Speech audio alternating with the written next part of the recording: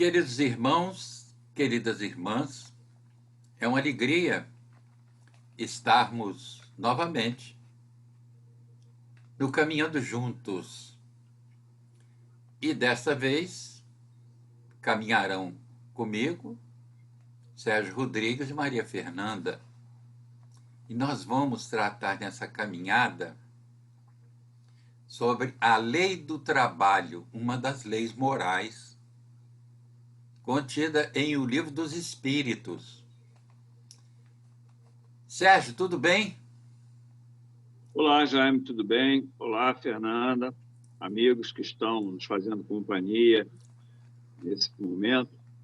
Vamos aproveitar, então, essa oportunidade que a nossa casa nos oferece para refletirmos um pouco mais sobre a nossa doutrina e caminharmos em direção ao conhecimento que nós necessitamos, né, para impulsionar o nosso progresso.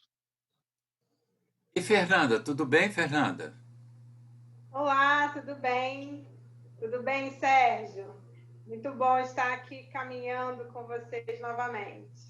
Isso, é muito bom caminhar com vocês. É muito bom. E a gente, de alguma forma, a gente acaba nos remetendo ao grupo, né, ao Redenção. Parece que a gente está novamente conversando como se estivesse lá, como se estivesse naquela salinha, lembram? Do programa da Rádio Rio de Janeiro. Tem horas que a gente já se confundiu até o nome outro dia, um companheiro. Mas vamos lá, vamos na lei do trabalho, muito importante. E a primeira questão aí, nós vamos conversar com a Fernanda. Fernanda, a questão 674 do Livro dos Espíritos, a necessidade do trabalho é uma lei natural? A resposta: o trabalho é uma lei da natureza e, por isso mesmo, é uma necessidade. A civilização obriga o homem a trabalhar mais porque aumenta as suas necessidades e prazeres. Como é que você vê essa questão? Com que olhar você aprecia essa questão? Na verdade, essa resposta, né, ela me remete a duas questões. Primeiro, o fato de que o trabalho é uma lei natural, né, é necessário trabalhar. O trabalho, né, e isso a gente já sabe, é edificante, né, faz com que possamos desenvolver aí a nossa inteligência, a nossa criatividade. É uma forma também de contribuir para o entorno. Mas ele fala que uma coisa também interessante, que é o fato, quando ele coloca a civilização dos espíritos, né, coloca, a civilização obriga o homem a trabalhar mais, porque aumenta as suas necessidades e os seus prazeres. Então, estamos, né, num mundo civilizado, acabamos, então, com isso, caminhando, né, nessa marcha de progresso e identificando necessidades e prazeres, né? A questão é que, às vezes, nós julgamos de forma equivocada o que é necessidade. E aí o trabalho acaba se tornando realmente excessivo como uma busca de atender a questões que acabam muitas vezes nos trazendo algumas angústias, né? Algumas inquietações. É natural que nós busquemos viver com conforto, né? É natural que nós busquemos o prazer, né? Edificante, algumas coisas que muitas vezes o dinheiro, né, pode nos proporcionar. Mas, às vezes, quando a gente perde um pouco essa medida, a gente acaba trazendo também para a nossa vida, para o nosso cotidiano, né, para a vivência no seio familiar, às vezes, algumas dificuldades, né, por esse excesso do trabalho a partir de uma visão equivocada do que é o necessário, né?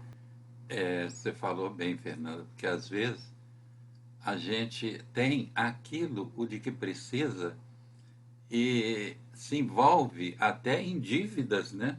Em alguns casos que a gente conhece, acaba transtornando a sua vida, né? E tendo que trabalhar muito mais para recompor o seu patrimônio, a sua vida financeira, afinal de contas, né? Realmente. E Sérgio, nós vamos na questão seguinte, 675. Só devemos entender por trabalho as ocupações materiais? Não. O espírito trabalha assim como o corpo. Toda ocupação útil é trabalho. Olha aí a doutrina espírita definindo o que é trabalho, né, Sérgio? Exatamente, porque a concepção comum que a gente tem é de que o trabalho é nem uma necessidade, bem, é uma obrigação que nós temos que satisfazer para conseguir dar conta da nossa subsistência, né? Então, só se leva em conta, só se considera trabalho aquilo que tem uma contraprestação, aquilo que você executa em troca de algo que vai lhe fazer falta, que você precisa, né? Então, nessa questão aqui, na 675, o Espírito deixa claro que trabalho não é só isso. Nós não devemos trabalhar apenas objetivando essa contraprestação. Trabalho é toda ocupação útil. Todas as vezes que nós estejamos sendo úteis a nós mesmos, os nossos familiares, os nossos semelhantes, ou até mesmo a sociedade, nós estamos trabalhando. Nesse momento, por exemplo, nós estamos aqui fazendo esse estudo, nós estamos trabalhando. É uma forma, de trabalho, né? E se o próprio Criador, se Deus, trabalha, até hoje, como disse Jesus, né, o Pai trabalha e eu também trabalho, nós temos aí um exemplo indiscutível da necessidade do trabalho, né? Agora, entendendo-se como uma ocupação útil, como algo que nós venhamos realizar que vai trazer proveito para alguém, ou para nós próprios, como eu disse, nossos familiares, para a sociedade, para o nosso semelhante. E então não é apenas com o objetivo de ter uma contraprestação, que nós precisamos do trabalho, né? Também por inúmeros motivos, como disse na resposta anterior, até para desenvolvimento da capacidade intelectual da pessoa, né? O trabalho ajuda a desenvolver. Então, é uma lei natural e, como toda lei natural, nós somos impulsionados a cumpri-la, né? Como nós vimos no outro dia, como nós já vimos aqui numa outra oportunidade, com relação à lei do progresso. Ela se realiza, independentemente da nossa vontade. Nós podemos retardá-la, podemos criar obstáculos, mas ela, no final, ela será cumprida. E a mesma coisa é o trabalho. Pela nossa necessidade do trabalho, nós acabamos atendendo esse dever moral, como todas as leis morais, né? Nós temos que atendê-las para realizarmos o nosso progresso e alcançarmos a nossa destinação final. Isso. Você sabe que vocês dois, eu hoje, quando dei uma repassada nesse tema, eu fiquei pensando, olha, os espíritos aqui definindo para Kardec o que é trabalho, é toda ocupação útil. Eu fiquei pensando, gente, e essas pessoas, e esses companheiros do movimento espírita que, por exemplo, estudam ou leem as obras mediúnicas e nunca se preocuparam de estudar ou ler ou estudar, como Kardec recomenda, essas obras de Allan Kardec. Porque veja quanta coisa importante a gente absorve de tudo isso. Inclusive, esse trabalho é toda ocupação útil. Quem não conhece essas obras não sabe. E quando vai discutir espiritismo, doutrina espírita, ele não se insere nesse contexto, porque ele não conhece, né? Então, eu acho...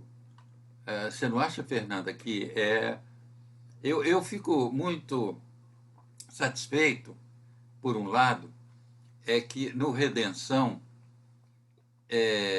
a gente dá preferência absoluta para o estudo da obra de Kardec. Porque hoje em dia, com, já tendo lido e estudado várias obras mediúnicas e tal, eu acho que se tivesse somente existido as obras de Kardec e a literatura clássica do Espiritismo, nós não teríamos perdido nada. Porque aí está toda a base do que se fala ou se faz até em determinadas obras mediúnicas.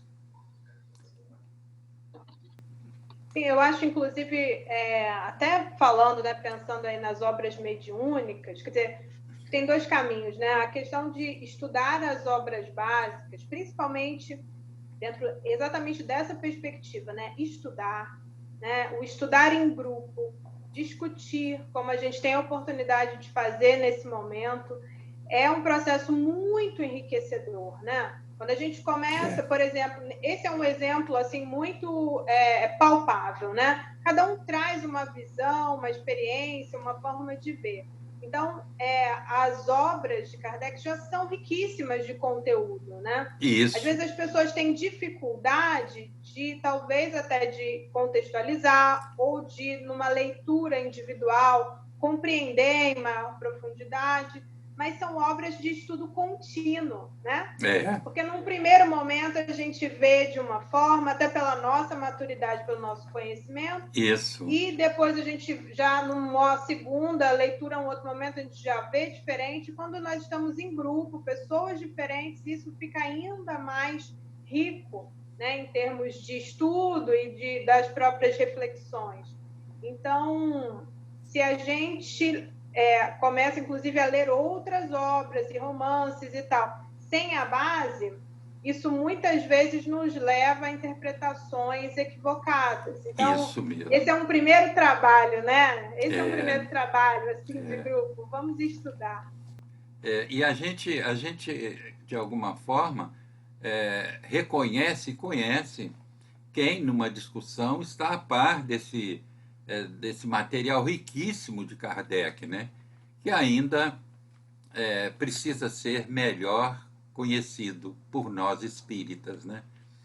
Mas é um aprendizado constante, né? Mas o que eu falava é a minha alegria no Redenção com esse estudo das obras de Kardec, que o nosso estudo sistemático é o estudo das obras de Allan Kardec.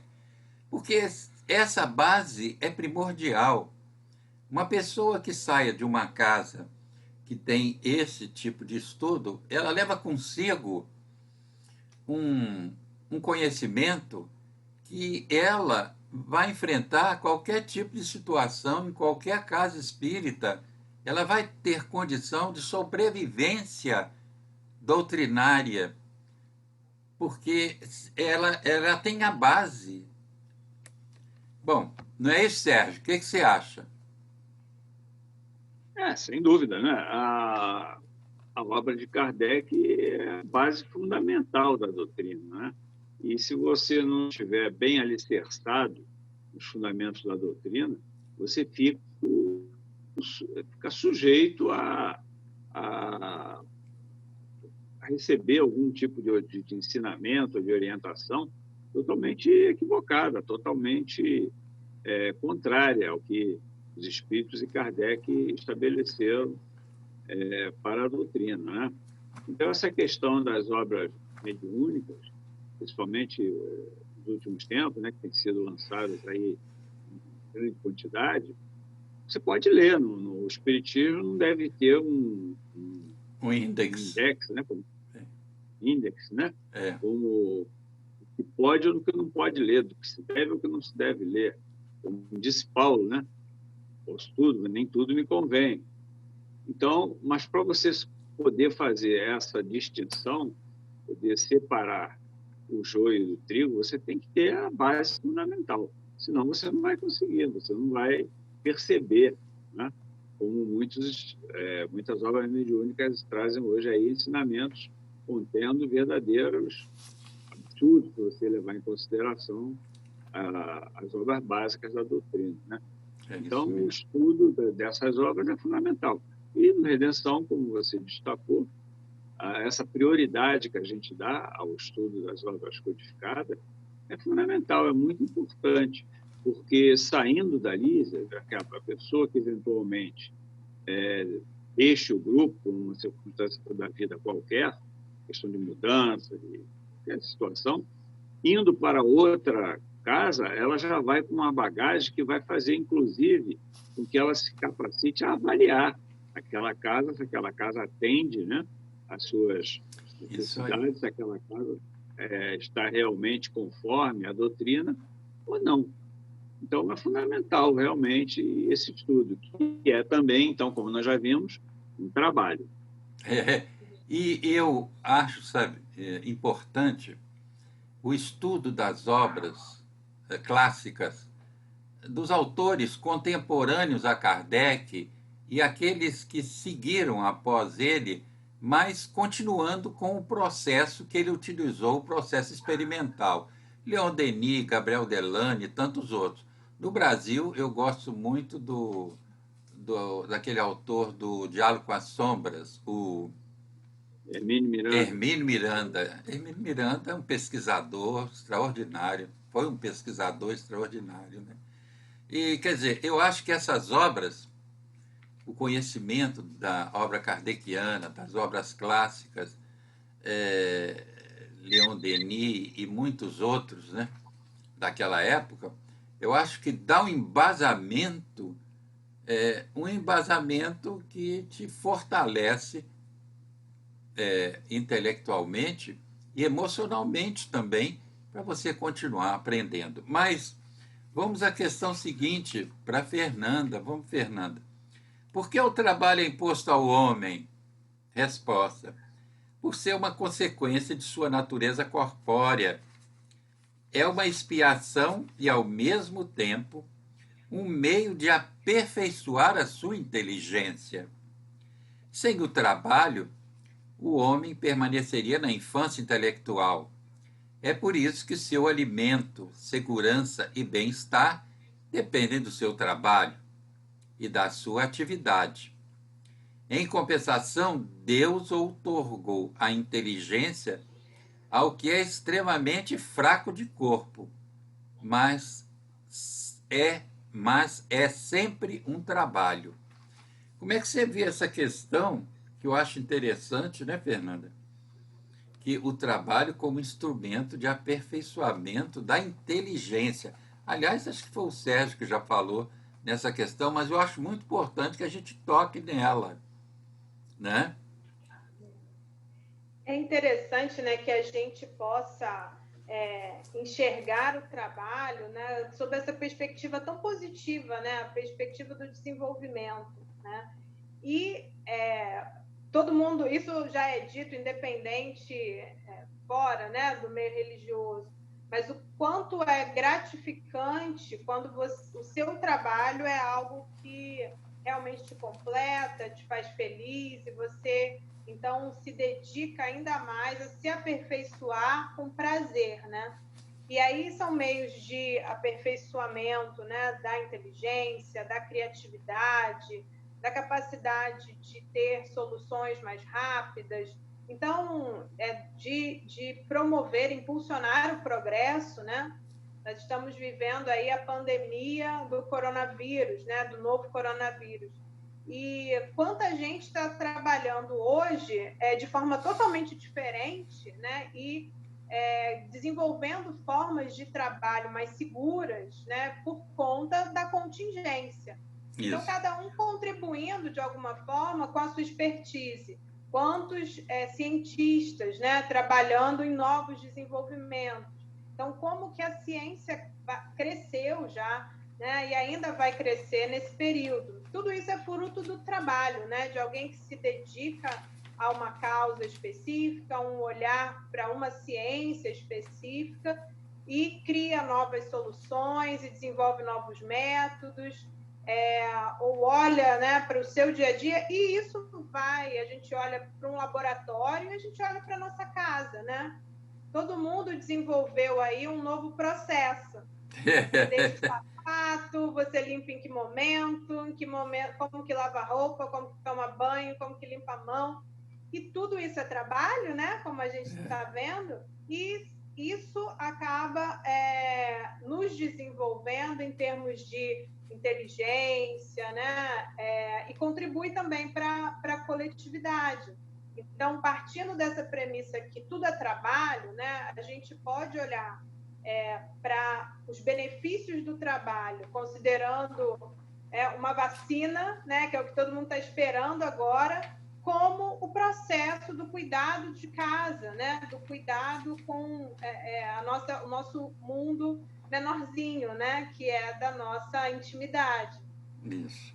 Você falou bem, porque eu, normalmente, principalmente no Redenção, ou em qualquer palestra que eu faça sobre essa questão, e que eu observe, porque a gente tem que adaptar o discurso da gente, né, à condição intelectual daquelas pessoas que estão nos assistindo, né? No caso, se a gente tem a possibilidade de verificar isso, né?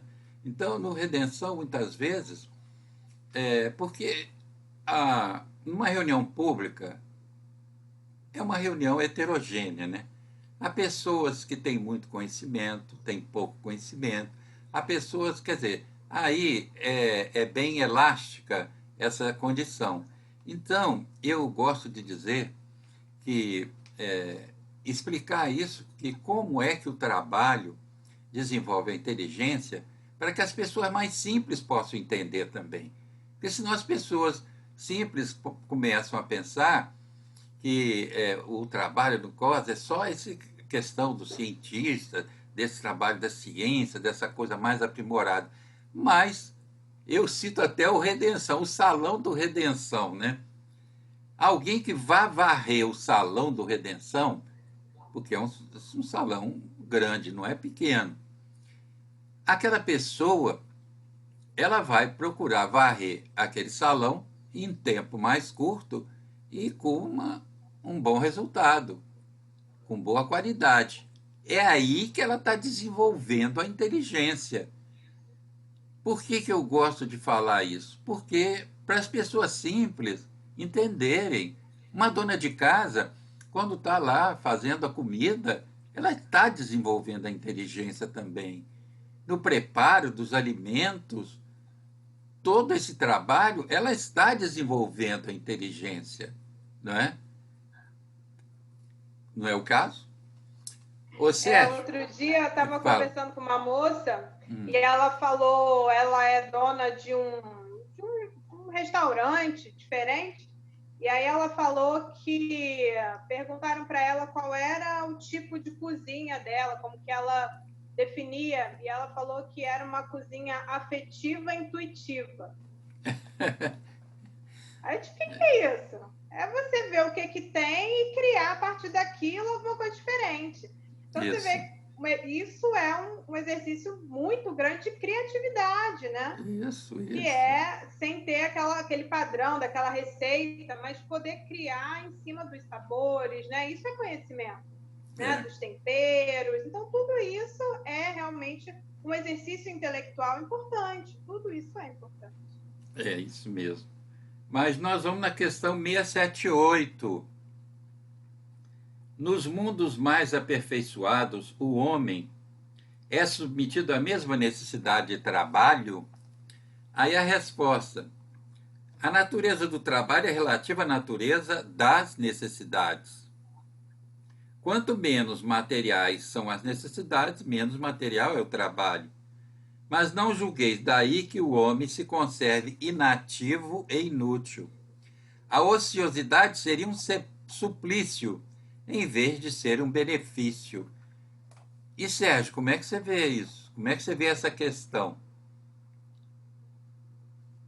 E o exemplo disso aí, né, dessa resposta dos espíritos, somos aqueles espíritos já depurados, espíritos puros, que já alcançaram a perfeição.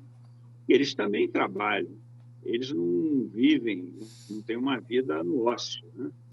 E, aliás, o trabalho, né, eles, né, ajudando, inclusive, auxiliando aqueles que estão em patamar de evolução inferior a também progredirem, isso para eles é a felicidade. A felicidade deles é essa, é serem úteis, é continuarem trabalhando. Porque a ociosidade, a inatividade, a inutilidade, na verdade, não seria um prêmio por eles terem alcançado a perfeição. Seria mais uma punição, porque você ficaria totalmente uma vida sem nenhum propósito, uma vida inútil. Então, esse exemplo dos espíritos puros, que também continuam trabalhando, é uma demonstração de que o trabalho não é apenas uma expiação, não é apenas uma necessidade, mas é também uma questão que leva o espírito à felicidade, a se sentir bem, né? Sendo útil. Essa é a felicidade dos espíritos puros, que também trabalham, não param de trabalhar. Eles não ficam desfrutando a perfeição que alcançaram após uma longa trajetória evolutiva, inutilmente, tornando-se inúteis, tornando-se ociosos. Tem gente que imagina que desencarnando vão para um céu em que não vão fazer nada, vão ficar nas nuvens tocando harpa, né? E coisa do gênero.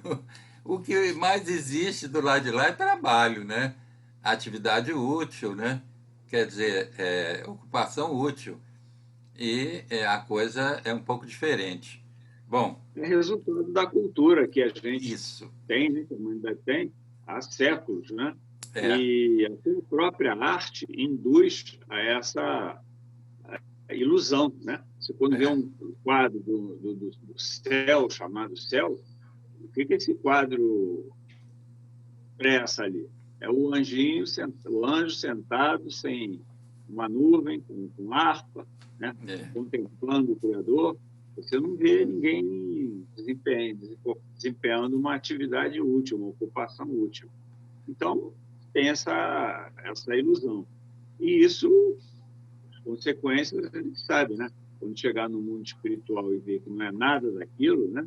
Que a realidade é bem distinta, como você disse, no mundo espiritual tem muito trabalho para ser executado, aí vem, em primeiro lugar, a decepção. Mas depois o espírito acaba compreendendo a necessidade e tem que se rever, né? A sua expectativa. Ô, Fernanda, na questão 679, Kardec pergunta: o homem que possui bens suficientes para garantirem a sua subsistência está isento da lei do trabalho? A resposta: do trabalho material, talvez, mas não da obrigação de se tornar útil de acordo com as suas possibilidades, nem do dever de aperfeiçoar a sua inteligência ou a dos outros, o que também é trabalho. Embora o homem a quem Deus concedeu a posse de bens suficientes para assegurar sua existência não seja obrigado a alimentar-se com o suor do seu rosto, a obrigação de ser útil aos seus semelhantes é tanto maior para aquele quanto maior tenha sido a sua cota de tempo livre que lhe coube adiantadamente para fazer o bem. Qual é o seu olhar sobre essa questão, Fernanda? Que ela é muito interessante, né? Na verdade, essa questão, essa resposta, né, eu acho que ela é um complemento assim, muito interessante da questão anterior. O comentário que eu ia fazer anteriormente, assim, é como que o nosso pensamento, né, e aí a partir também, né, dessa colocação dos espíritos, foi evoluindo, né, durante o tempo. Se em algum momento a nossa maior aspiração, assim, né, de concluir a vida era depois ficar à toa, né, os espíritos já começam a falar, olha, não é assim, né? A gente tem que continuar trabalhando, porque isso é importante para para o nosso desenvolvimento, né? O desenvolvimento do espírito, que é um espírito imortal. Então, essa resposta, né, a essa pergunta seguinte, 679, fala, inclusive, enquanto ainda encarnado, é importante que continuemos trabalhando, independente das questões materiais, né? A gente não trabalha só para ter dinheiro e consumir. A gente trabalha para desenvolver inteligência, criatividade, para ser útil. Então, se o trabalho não tem como objetivo principal, como ele fala aqui, né, trazer o pão, né, para casa, o alimento para o corpo físico, porque não há uma necessidade, né, já tem bens suficientes para isso, todo esse aprendizado, todo esse conhecimento, essa inteligência pode ser usada de forma útil, né, se não no seu próprio benefício, no benefício daqueles que estão ao seu redor. Ele fala, né, a obrigação de ser útil a seus semelhantes é muito maior para esse que tem mais tempo, né, que tem essa possibilidade. E aí a gente lembra do trabalho voluntário, né? Independente, assim, há muita gente, né? A gente pode até trazer os exemplos dos trabalhadores da casa espírita que estão trabalhando em prol do semelhante durante todo o tempo, independente, assim, sem nenhum retorno financeiro, né? Como nenhuma contrapartida, como o Sérgio tinha falado antes, né? Algumas pessoas que já estão, por exemplo, aposentadas e aí não trabalham pela remuneração, mas trabalham para ser úteis, né? E colocar o seu conhecimento, a sua vivência em prol de outras causas, né? Seja da causa espírita, por exemplo, ou não, né? Em outros tantos trabalhos voluntários. Então, o trabalho aqui não é só para assegurar a subsistência, né? Como fala que toda atividade útil é trabalho, o trabalho, por exemplo, voluntário, né? O trabalho para a organização, por exemplo, das famílias, todas as atividades, independente do retorno financeiro, elas são importantes. E quem tem mais, né? Como ele fala aqui, tem maior sempre, né? A gente sempre vê essa jogada, né? Se você tem mais conhecimento, se você receber um pouco mais, você tem mais obrigação de contribuir, né? Dentro do seu núcleo, né? Dentro da sua comunidade, enfim, com aquilo que você tenha para ofertar. Você vê que responsabilidade, né? Aquele que conhece essa obra, talvez, por isso muitos até fogem de conhecê-la mais profundamente, né? Porque ele está colocando aqui que aquele que tem uma situação financeira robusta, que não precisa trabalhar para o seu sustento, nem por isso ele vai se isentar do trabalho, ser útil, né? E olha que, né? Para a nossa sociedade, né? Uma sociedade que prima pelos valores de ordem material, pela opulência e pelos títulos e pelos valores econômico-financeiros das pessoas, né? Que veem os outros dentro desse prisma, é complicado ser espírita, né? Tem que ter um olhar para si mesmo, mas vamos lá. Vamos lá, Sérgio. A primeira coisa que as pessoas falam, né? Se a gente for pensar num prêmio, né? Numa Mega Sena, o que você vai fazer? Aí eu vou sumir daqui. Se for no trabalho, né? A primeira coisa, eu vou sumir. Ninguém nunca vai me ver. Foge do trabalho, não é assim, isso, né? isso. Fala, Sérgio. Não, por isso é que tem pessoas que fogem do espiritismo. Não tenha dúvida. Não tenha dúvida. Principalmente aqueles que têm uma bolsa mais robusta, né? Então, aí vê que a coisa não fica só aí no social, não. No social que eu digo, na conversa mansa, né? O negócio é ser útil a si mesmo, a Deus, à sociedade, né? De uma forma geral. Não precisa trabalhar para o seu sustento, mas precisa trabalhar para o desenvolvimento da sua inteligência continuar esse desenvolvimento e para ser útil aos outros, né? Esse problema nosso é que é complicado, é o problema da solidariedade. Hein? Nós não podemos esquecer que a riqueza é uma prova. Olha, Sérgio, tem espíritos que falam que as provas mais difíceis, riqueza e beleza, né? São as duas provas difíceis de se enfrentar aqui na Terra. Não há dúvida. Vamos colocar em xeque duas perfeições muito comuns, são o egoísmo e a vaidade. Isso. Né? As pessoas lidarem tanto com a riqueza quanto com o corpo físico belo, né? É preciso ter muito equilíbrio, né? Por isso é que são provas difíceis, né? Porque aquele que vem, a prova da pobreza também não é fácil, né? Uma prova também é difícil, né? Claro. É difícil mesmo, né? Agora, se o espírito tiver resiliência, aceitar a situação, procurar contornar as dificuldades que a pobreza traz para a sua vida, né? De sua família, ele vai vencer essa prova. Ele não vai ter outra alternativa a não ser buscar minimizar a dificuldade e aceitar a situação. Já a riqueza, não. A riqueza faz a imaginação voar, né? É o que você pode fazer com o dinheiro. E nem todos têm essa percepção que a doutrina nos traz, né? De como devemos passar por essa prova. Agora, bom, já que o Sérgio falou, Fernanda, vamos lá. Questão 680. Não há homens que se encontram impossibilitados de trabalhar no que quer que seja e cuja existência é inútil? A resposta: Deus é justo e só condena aquele que voluntariamente tornou-se inútil à sua existência, pois esse vive à custa do trabalho dos outros. Ele quer que cada um seja útil, de acordo com as suas faculdades. Interessante, né, Fernanda? Esse negócio de querer viver às expensas dos outros não dá certo, não, né? De forma nenhuma.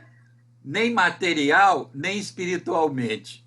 Viver às expensas dos outros espiritualmente é um prejuízo que só aquele que passou por isso é capaz de avaliar. Mas fala, Fernanda. Então, é o que ele está dizendo aqui, e na verdade, considerando o início também, né, tudo isso que a gente vem dizendo, todo trabalho, toda atividade útil, né, é trabalho. Então, às vezes, mesmo aqueles que parecem impossibilitados, né, de fazer algumas atividades ou trabalhos específicos, muitas vezes acabam desenvolvendo outras formas, né, de serem úteis. A gente tem aí alguns exemplos, né, importantes, até no próprio movimento espírita, né? Amazonas Hércules, nossa, ficou doente, ficava na cama, mas movimentava, né, com a palavra, movimentava com a sua presença, tantas pessoas ao seu redor. Então, ter uma existência totalmente inútil é algo raro, né? Porque, dependendo das faculdades, é possível, sim, ser útil, mas é preciso, de alguma forma, né, se reinventar. Algumas coisas são possíveis e outras não. Mas avaliar essas possibilidades com o desejo real, né, de encontrar uma saída é muito importante. E é isso, no máximo que nós pudermos, né, nós temos que buscar sermos úteis, né? Às vezes, seremos úteis através da escuta atenciosa, ativa, né? Às vezes, seremos úteis nos conselhos, às vezes, seremos úteis nos cuidados, mesmo que não possamos fazer o trabalho pesado, né? Que é o que traz, por exemplo, o sustento para casa, né? O que nós estamos observando é que são várias as formas de trabalho, né? São várias as possibilidades de sermos úteis ao contexto em que nós estamos inseridos. Então, é importante que nós busquemos isso, né? E como o senhor falou, não vivermos na dependência material de ninguém, muito menos na dependência espiritual, na dependência do conhecimento do outro, né? Para nos sustentarmos nas provações da nossa vida, né? Buscarmos o conhecimento e a mudança de atitude necessária para vivermos melhor, né? Isso. Sérgio, até uma prece pode ser considerado um trabalho também. Lógico. As pessoas estão totalmente impossibilitadas de fazer qualquer coisa em prol do semelhante ou de si mesmo. Se ela se dedicar a fazer uma prece, né, pela humanidade, pelos que sofrem, pelos criminosos, pelos governantes, de modo geral, todos, ela está também trabalhando. É um tipo de trabalho também, porque está sendo útil. A gente que estuda o efeito da prece, a gente sabe os efeitos da prece, a gente sabe o quanto a prece é importante e como ela é necessária na nossa existência. E pelo que a gente está vendo aí, os governantes estão precisando de muita prece mesmo, né? Haja prece. Haja oração. Meu Deus do céu. Desde Jesus, e agora com o Espiritismo, os Espíritos nos avisando, vem essas mensagens dizendo que esses tempos seriam essas dificuldades mesmo, né? Nós passaríamos por tudo isso. Bom, mas vamos na questão 681, Sérgio. A lei da natureza impõe aos filhos a obrigação de trabalhar para seus pais? Certamente, assim como os pais devem trabalhar para seus filhos. Foi por isso que Deus fez do amor filial e do amor paterno um sentimento natural, a fim de que, por essa afeição recíproca, os membros de uma mesma família fossem levados a se ajudarem mutuamente. Isto é ignorado com muita frequência na vossa sociedade atual. Quer dizer, dizendo que na sociedade atual, esse respeito, essa ajuda aos pais. Mas o que você gostaria de trazer para a gente, Sérgio, com relação a essa questão? É um dever recíproco, né? Do mesmo modo que os pais eles precisam trabalhar para os filhos, enquanto estes estão na infância, né? Não têm condições de se manterem sozinhos, os filhos também têm esse dever em relação aos pais, quando estes se encontrarem impossibilitados de fazer algo por algum motivo qualquer, por uma questão de enfermidade ou pelo próprio desgaste do corpo físico, né? E foi por isso, então, como diz a resposta dos Espíritos, que Deus dotou os homens de sentimentos naturais, como o amor filial e o amor paternal, aí compreendido pai e mãe, para que eles sejam induzidos a se assistirem mutuamente. Daí a formação da família, né? Que não é apenas um objetivo provacional, mas é também ditada por laços afetivos, para que os espíritos que vão formar aquele núcleo, eles caminhem juntos em busca do progresso, né? Que ambos necessitam realizar. Então, a obrigação dos filhos é trabalharem para os pais quando estes já não puderem mais não tenham mais condições de proverem a sua subsistência. E é isso que Jesus quis dizer quando ele recomendou honrar pai e mãe. Kardec, no Evangelho segundo o Espiritismo, ele explica que essa expressão de Jesus não se refere somente ao dever de respeitar os pais o pai e a mãe, mas também assisti-los nas suas necessidades, proporcionando a eles um repouso nessa fase já em que está no final da encarnação, quando eles não têm mais recursos para prover a sua subsistência, né?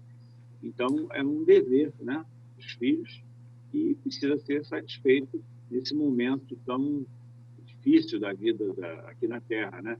Que é quando a pessoa chega a uma condição que não tem mais possibilidade de se manter por conta própria. Essa é uma questão que, às vezes, a gente vê situações complicadas, né? Os filhos crescem, casam, têm família, né? Porque ele diz aqui nessa resposta, isso é ignorado com muita frequência em vossa sociedade atual. Quer dizer, esse amparo dos filhos aos pais, né? Ele diz que é ignorado, né, na nossa sociedade atual. E, em certos casos, a gente acha que sim, que isso realmente acontece, né, essa ignorância. Que, às vezes, os filhos se desenvolvem, casam e tudo, depois a mãe, o pai, a mãe, um desencarna, o outro fica. Às vezes, a mãe é levada para a casa deles e vai morar no quartinho de empregada, no quartinho...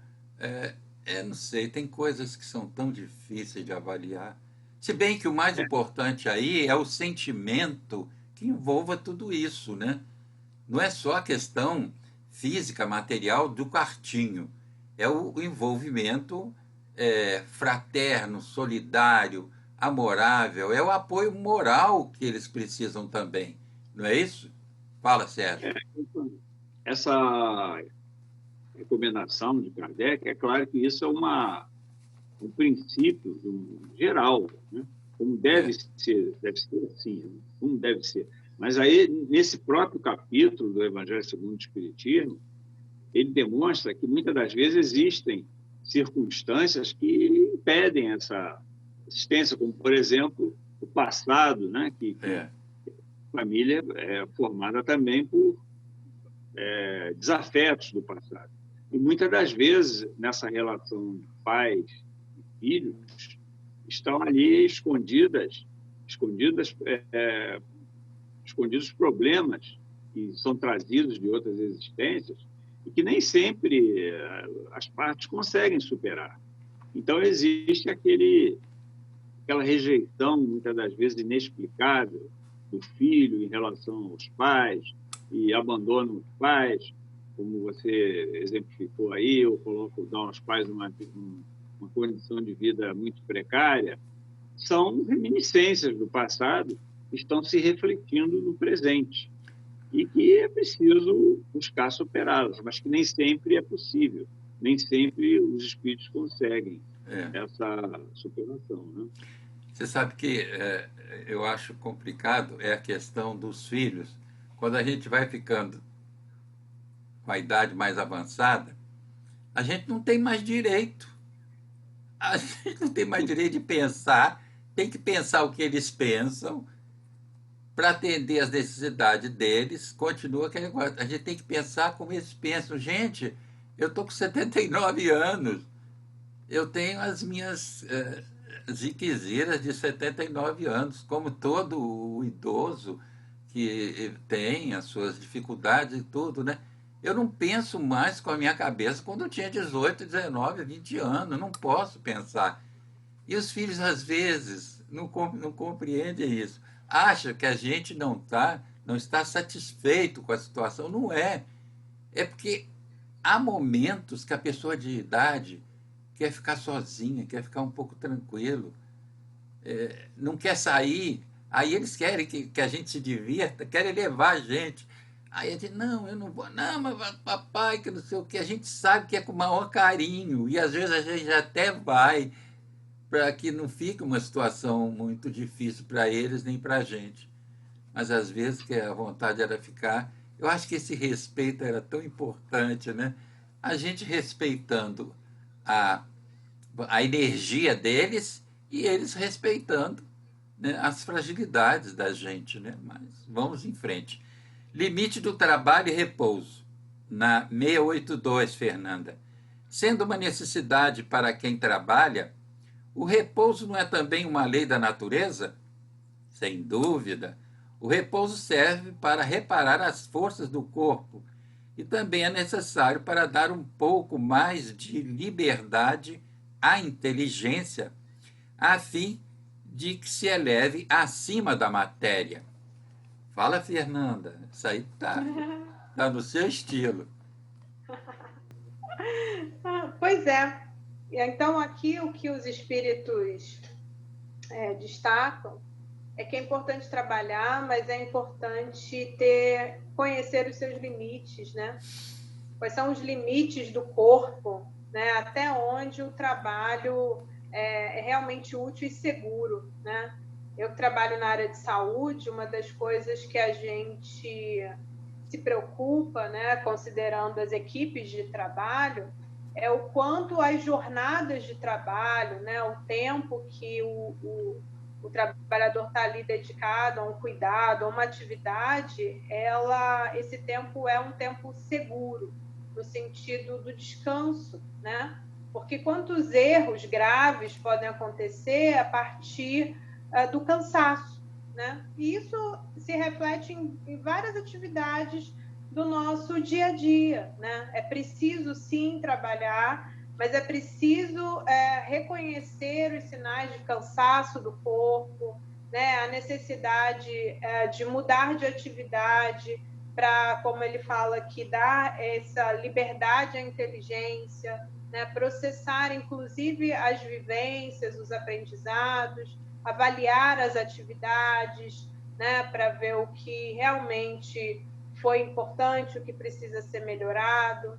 Então, eu acho que é importante que a gente busque sim trabalhar, né, ser útil, contribuir, seja no trabalho formal ou informal, trabalho voluntário, mas reconhecer também a importância do tempo do descanso, né, para que o nosso trabalho seja ainda mais útil, para que a gente possa ser mais criativo, para que a gente possa refletir sobre outras coisas, né? Ampliar também o nosso leque de conhecimento, né? Uhum.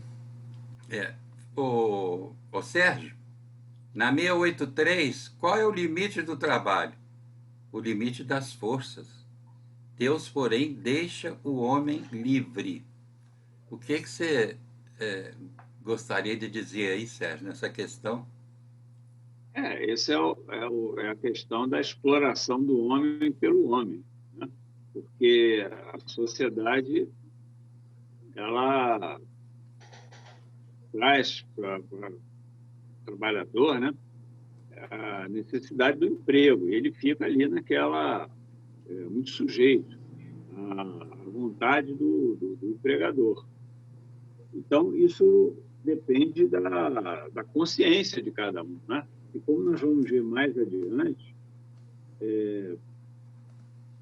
aquele que explora o seu semelhante, Na não 684, né? o limite das forças, vai responder por isso, né? Mas a humanidade, na sua inferioridade, ainda tem dificuldade de compreender isso, né?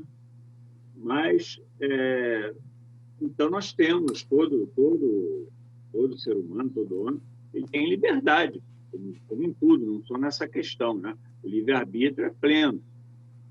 Agora, tem que saber, né? Ter bom senso, saber equilibrar as ações, dosar e não levar aquele que está sob sua subordinação a uma situação que pode até gerar uma enfermidade, encurtar a sua existência aqui na Terra.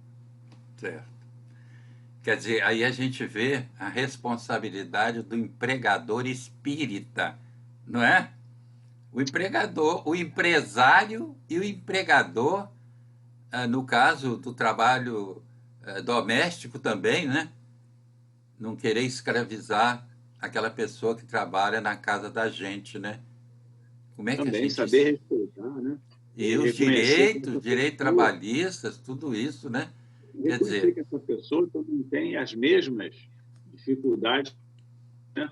As mesmas necessidades de repouso, necessidades Claro. fisiológicas, né? Às Se isso é vezes... reprovável para todos, para o espírita, então, é uma coisa que realmente é injustificável, né? Porque às vezes a pessoa tem uma empregada doméstica em casa e não é capaz de pensar, se ela tem filhos, que o filho fica doente, que ela é humana, como qualquer um de nós, tem momentos de dificuldades também, né? Quer dizer, essa relação é uma relação complexa, né?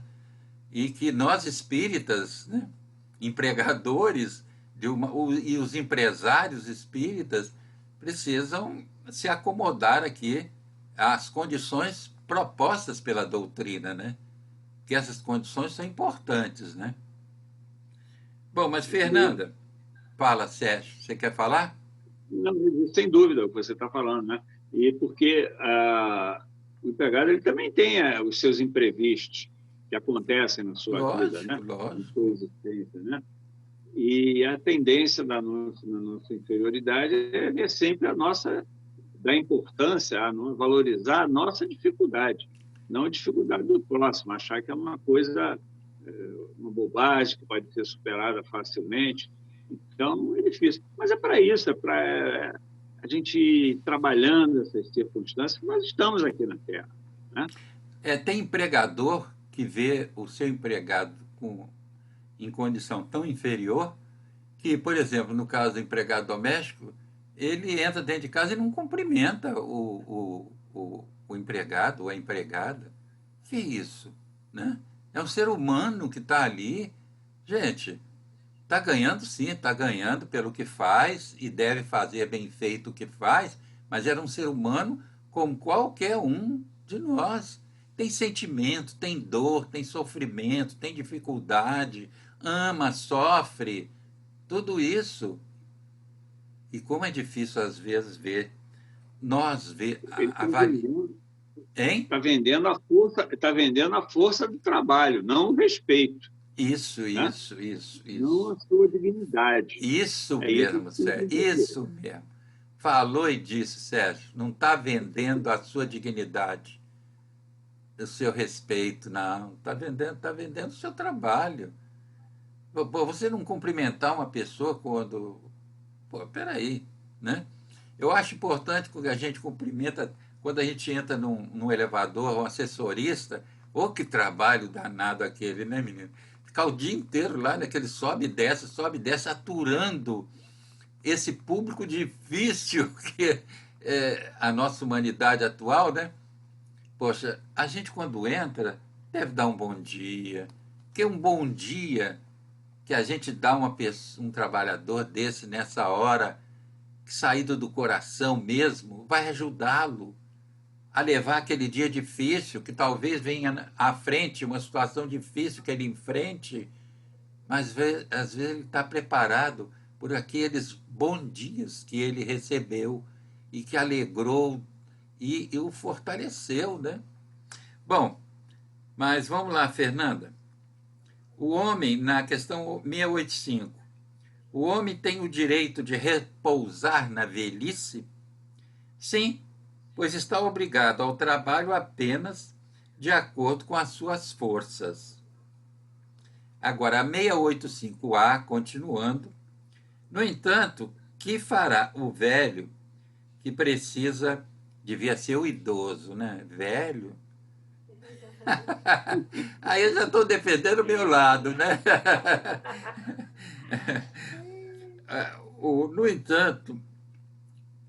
No entanto, que fará o velho que precisa trabalhar para viver, mas está incapacitado para o trabalho? O forte deve trabalhar para o fraco. Na falta da família, a sociedade deve tomar o seu lugar. É a lei da caridade. Como é que você vê essas duas questões, Fernanda?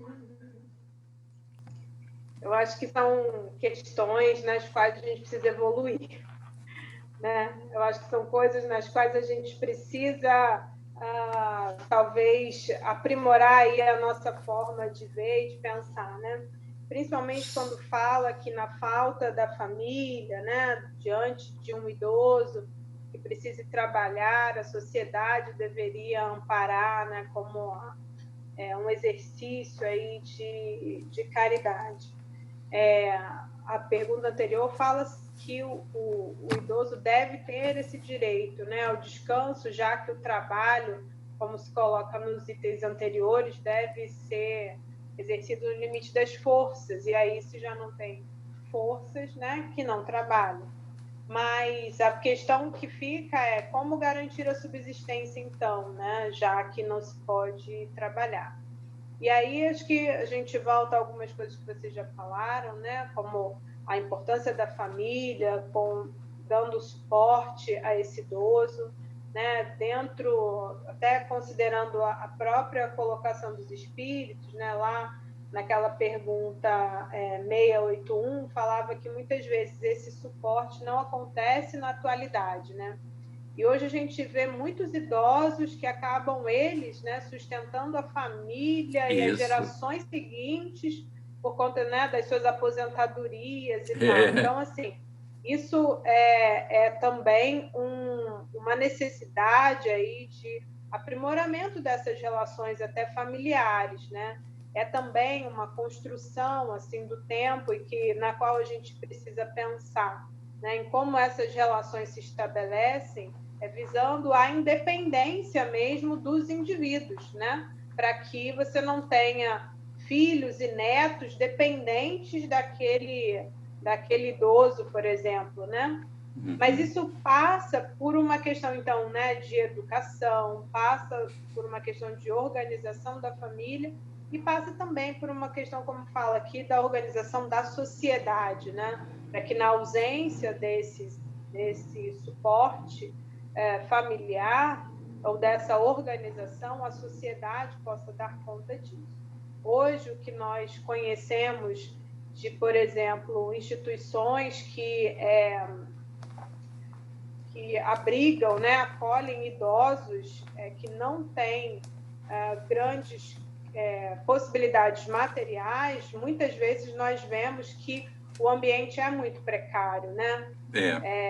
Então, considerando essa questão da caridade, né, e considerando que a gente vem falando aí de trabalho, que trabalho importante, né, que muitas vezes é desenvolvido a partir das casas espíritas, do movimento espírita, de auxílio a esses idosos em situação de maior necessidade, né? Ou trabalho voluntário que vai até essas instituições de asilamento, né, para conversas, para fornecimento de bens materiais, né, ou até única exclusivamente para proporcionar o convívio, né? Às vezes, o que o idoso necessita é de uma conversa, né? É de olhar para alguém mais jovem, né? E meio que se espelhar, lembrar das suas histórias, né? Conversar. eu acho que quando ele fala aí na falta da família, a sociedade deve tomar o seu lugar, ele está falando também na questão do Estado, porque o Estado tem que entrar colaborando, né, nessa situação das pessoas idosas que não têm como se sustentar. Não é isso, Sérgio? O Estado é a sociedade organizada. Isso aí. Porque às O vezes, Estado é quando que... que às vezes fala que é sociedade, pensa que nós temos que sair por aí nos reunindo tudo, mas você falou bem. Continua, Sérgio. Não, então, quando se fala em sociedade, é através do Estado, do poder público, né? Isso, poder A público. filosofia da Previdência, autêntica, né? Quando ela foi criada. Isso. Aqueles que não podem mais trabalhar, receberem daqueles que estão ainda em atividade o necessário para a sua subsistência. Isso. Hoje foi um pouco deturpado, né? Já se começa a se contestar, já começa a se colocar o valor, o dinheiro acima de tudo, né? Já não se dá mais importância a isso, né? Já começa a se distorcer o objetivo da Previdência, infelizmente, né? Mas é isso aí. A filosofia do sistema previdenciário é essa, é o Estado suprir, quer dizer, a sociedade, através do Estado, suprir a necessidade daqueles que não podem mais trabalhar. É isso. E nós estamos passando momentos difíceis nessas questões, né? Não só a sociedade brasileira, mas com toda a humanidade, né? Como eu disse antes, os governantes estão precisando de muita reza, né? Muita mesmo, né? Olha, nós já vamos encerrando, porque o tempo não perdoa. E eu gostaria de lembrar só para aqueles que estão nos assistindo que, se possível, leiam com muita atenção a observação de Kardec nessa questão 685A. Ela é importantíssima. É uma observação grande, mas ela é oportuníssima e ela é muito interessante. Só que ela é muito grande, não daria para nós comentarmos agora, que ela suscitaria até muitos comentários e tal, e aí nós extrapolaríamos no tempo. Nós vamos encerrar, Sérgio, para as suas despedidas. Mais uma vez, foi um grande prazer estar aqui com vocês, com os nossos companheiros que estão nos acompanhando essa nossa conversa. E até então, uma próxima oportunidade, se Deus quiser. Fernanda. Bom, mais uma vez, então, agradeço a oportunidade de estar aqui com vocês e que nós possamos caminhar juntos em outros caminhos, outros temas, outros assuntos. Trabalhando sempre, né, Fernanda? Isso. Olha, Sérgio, muito obrigado pela companhia. Fernanda, muito obrigado pela companhia. Foi muito bom conversar com vocês dois e que essa conversa nossa possa ter chegado aos corações, ao entendimento daqueles que nos assistiram ou que ainda estão nos assistindo. A vocês, muito obrigado. Um afetuoso abraço para todos vocês e nosso agradecimento. Continuemos caminhando juntos, aprendendo para vivermos melhor. Muita paz para todos vocês.